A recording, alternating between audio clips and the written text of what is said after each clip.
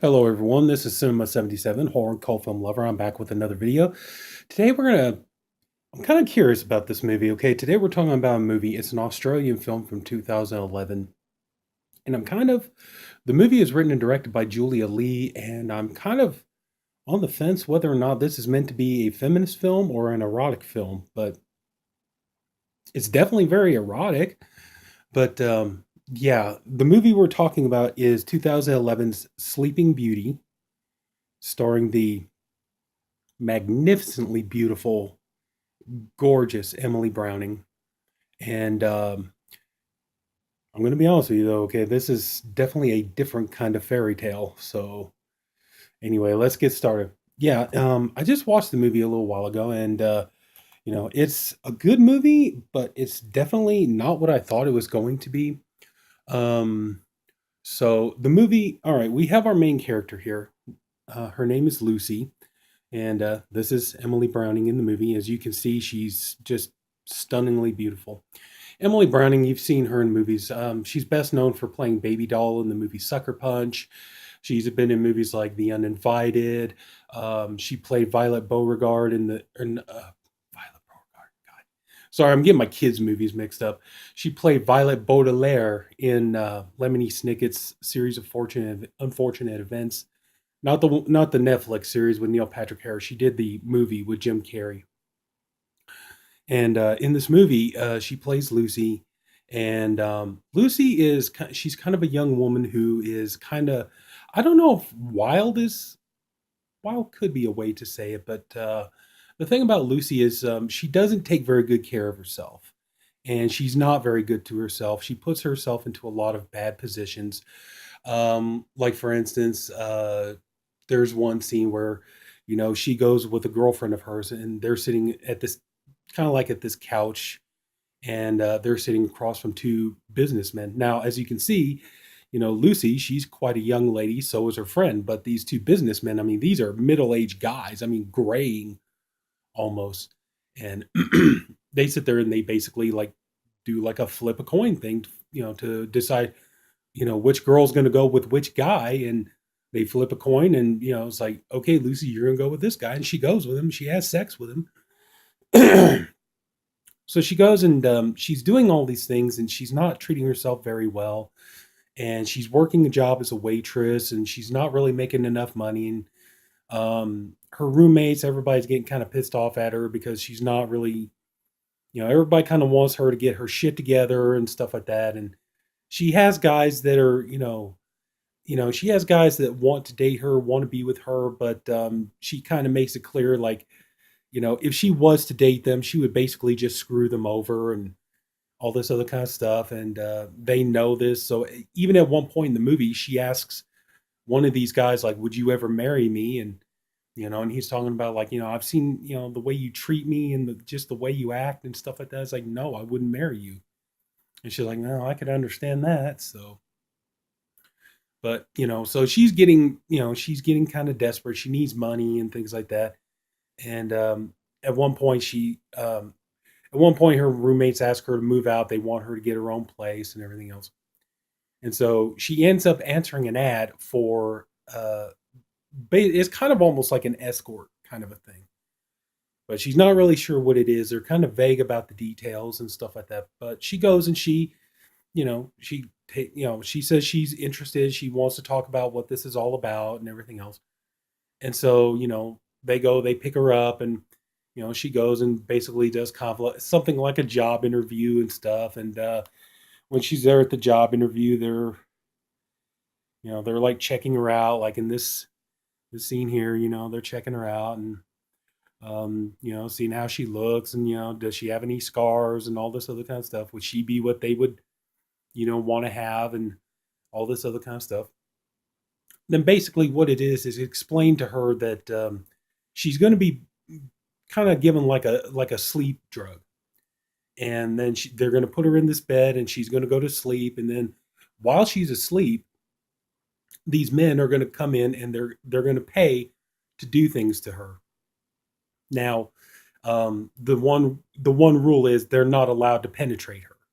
They're not allowed to put anything in her vagina. They're not allowed to put anything in her anus or put anything in her mouth or anything like that. But they can come in, they can touch her, they can fondle her, they can, you know, get their jollies and stuff like that. Just, that's the only thing they're not allowed to do. They can't come in and they can't, they can't penetrate her, they can't, have intercourse with her. And Lucy agrees that she'll go ahead and she'll do this because she wants money, needs money, and stuff like that. And so she does. They put her out and they put her in this big bed, in this big lavish bedroom, and everything else. And then like these older, I'm sorry, just I have a cough today. I'm sorry about my voice. And so they put her in this big bed, and then these businessmen, they come in and they pay, and you know, one guy actually has a monologue and stuff like that. And so while she's asleep, he's like touching her. He's like um, like moving her arms, like putting her arms around him and stuff like that, and everything else. And then at one point, like another guy comes in, and he's kind of like picking her up and like dropping her on the floor and kind of being rough with her and kind of being mean to her. He takes like a lit cigarette, burns her behind the ear and stuff like that.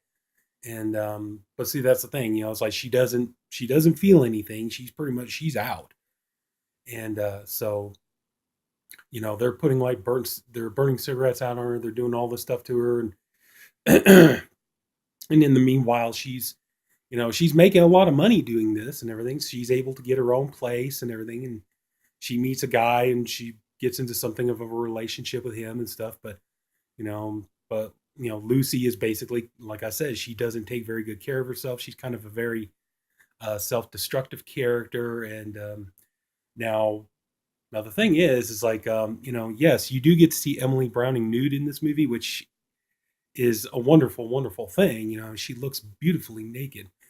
But you're going to notice though, that's one of the reasons too why I'm kind of curious about whether this movie would be, you know, would this movie be like erotica, or would it be feminist film? Because I think it was Joe Bob Briggs who said something along the lines of, usually if you film a woman nude, but it's like in a very wide long shot, where she's just like a little speck on the screen, that it's more of a feminist way of filming somebody. But if you got like, every inch of her body in close up, that's more of an erotic, like exploitation movie move. So, and a lot of the times when you see Emily Browning nude in this movie, it's always her in this very big wide shot, and it's very far off. You don't really see her.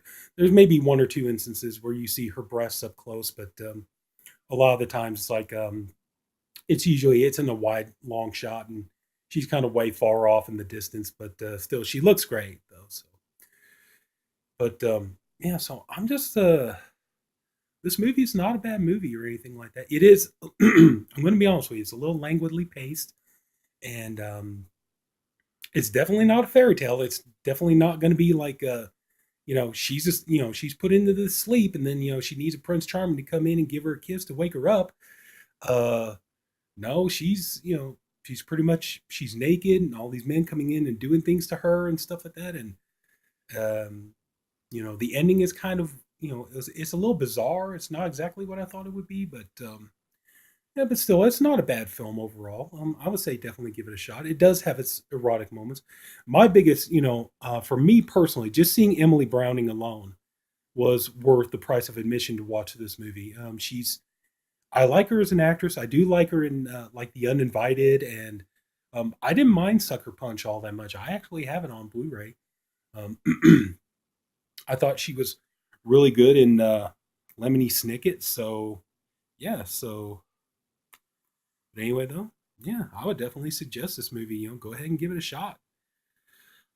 So yeah.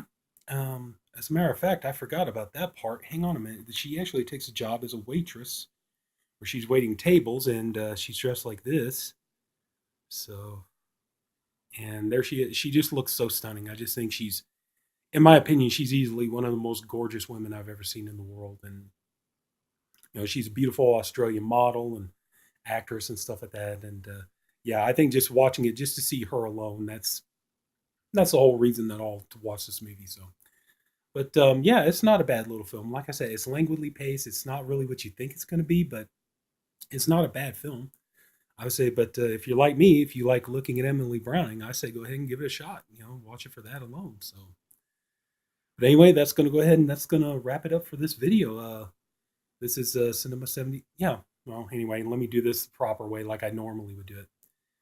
If anybody took the time to watch this video, I thank you for doing it, and I appreciate you for doing it. I really hope you enjoyed the video. Um, if you did like the video, please like and subscribe.